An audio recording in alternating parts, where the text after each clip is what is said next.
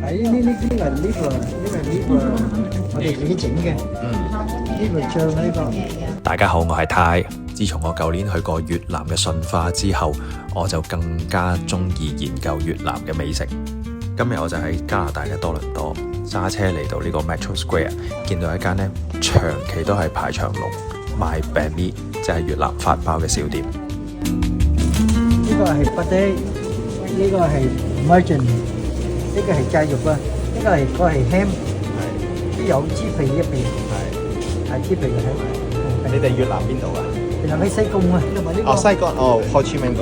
哦，呢個係呢個 pork belly， 係我哋都自己整嘅。係，因為麵包要有三樣肉先。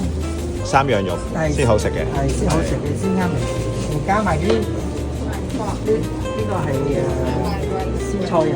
酸菜。呢個係同埋 cilantro 啊，加埋晒。Thank you。確實佢哋呢一間嘅手工法包係做得比較長身啲，口感亦都做到外脆內軟，要再脆啲要自己再烘一烘。